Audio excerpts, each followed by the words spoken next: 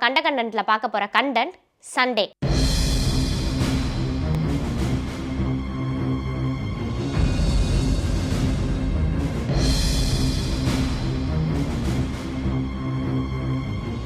Sunday அப்படின்னாலே நம்ம எல்லாருக்குமே ஜாலி தான். Schools, colleges, government office, private office அப்படின்னு எல்லா இடத்துலையுமே சண்டே லீவ் விட்டுறாங்க. அது மட்டும் இல்லாம நிறைய கடைகளும் சண்டேஸ்ல மூடி இருக்கும்.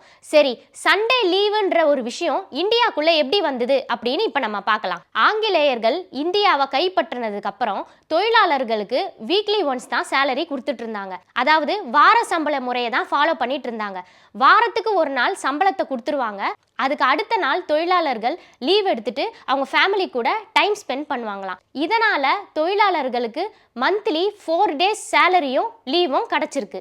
ஒரு சில ஆண்டுகளுக்கு அப்புறம் பிரிட்டிஷ் கவர்மெண்ட் ஒரு விஷயத்தை முன்வைக்கிறாங்க. இனிமே உங்களுக்கு வார சம்பளமே கிடையாது, மாச சம்பளம் தான் அப்படின்ற ஒரு விஷயத்தை அனௌன்ஸ் பண்றாங்க. தொழிலாளர்களுக்கு பயங்கர குழப்பம். வீக்லி ஒன்ஸ் சேலரி கொடுத்தாங்க, நம்ம அடுத்த நாள் லீவ் எடுத்துட்டோம். ஸோ மந்த்லி 4 days லீவ் கிடைச்சிது.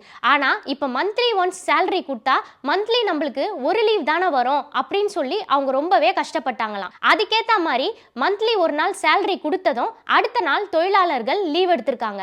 ஆனா அந்த ஒரு நாள் லீவு அவங்களுக்கு பத்தவே இல்லை. அவங்க இதனால மனதளவுலையும் உடல் அளவுலையும் ரொம்பவே சோர்வா இருந்திருக்காங்க. நிறைய போராட்டங்களுக்கு அப்புறம் 1889ஆம் ஆண்டு பிரிட்டிஷ் கவர்மெண்ட் ஒரு விஷயத்தை அனௌன்ஸ் பண்றாங்க.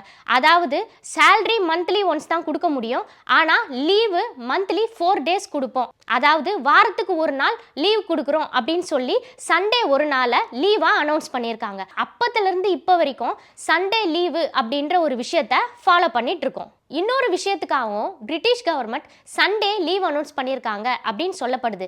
அதாவது ஆங்கிலேயர்களில் பெரும்பாலானோர் கிறிஸ்டின்ஸ் தான். கிறிஸ்டின்ஸ்க்கு சண்டேஸ் ரொம்ப முக்கியமான நாளாம். அன்னைக்கு தான் அவங்க ஃபேமிலியோட சர்ச்சுக்கு போவாங்க. அதனால தான் சண்டேவை பிரிட்டிஷ் கவர்மெண்ட் லீவாக அனௌன்ஸ் பண்ணியிருக்காங்க அப்படின்னு சொல்லப்படுது. சண்டே லீவ் அனௌன்ஸ் பண்ணுறப்பவே இன்னொரு சட்டத்தையும் உள்ள கொண்டு வராங்க. அதாவது லஞ்ச் டைம் கண்டிப்பாக மினிமம் ஒரு 1/2 hour இருக்கணும் அப்படின்ற ஒரு சட்டத்தை முன்வைக்கிறாங்க. அது மட்டும் இல்லாமல் பிரிட்டிஷ் ஆட்சி காலத்துல 15ஆம் தேதி தான் சம்பள நாளாக கருதப்பட்டிருக்கு.